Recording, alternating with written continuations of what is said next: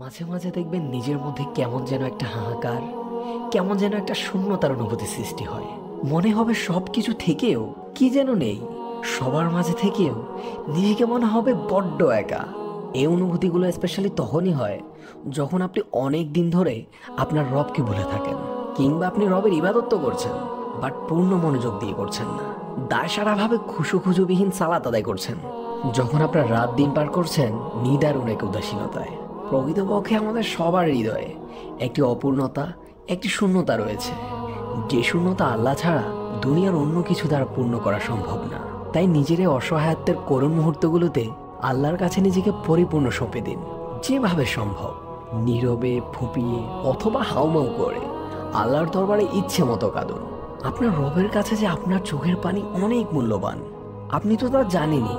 আল্লাহ তার পাপিষ্ঠ বান্দাদের শাস্তি দেওয়ার জন্য জাহান্নাম সৃষ্টি করেছেন, আর এই জাহান্নামে রয়েছে ভয়ঙ্কর আগুন যা বান্দার কলিজা পর্যন্ত ভেদ করে ফেলবে। আর এই আগুনকেই দুনিয়ার সাগর, উপসাগর, মহাসাগর সব কিছু দিয়ে নিভানো সম্ভব না হলেও আপনার এক ফোঁটা চোখের পানি এই আগুন নিভিয়ে দিতে সক্ষম। সুবহানাল্লাহ! আমাদের রব আমাদের চোখের পানিকে কতটা ভালোবাসেন আমরা কি কখনো কল্পনা করেও দেখেছি? তাই দুনিয়ার খারাপ লাগা, কষ্টকর, বেদনাদায়ক মুহূর্তগুলো যেন আমরা গান শোনা, মুভি, সিনেমা দেখা, কাছের কারোর সাথে শেয়ার করা, এগুলোর পরিবর্তে আমাদের অশ্রু দিয়ে আল্লাহর সাথে শেয়ার করি। কারণ দুনিয়ার কেউ আমাদের চোখের পানির মূল্য না দিলেও আমাদের রব আমাদের প্রতিটি অশ্রুকণার খুব চড়া মূল্য পরিশোধ করবেন, যা আপনি কল্পনাও করতে পারবেন না। ফি আমানিল্লাহ। এতক্ষণ পর্যন্ত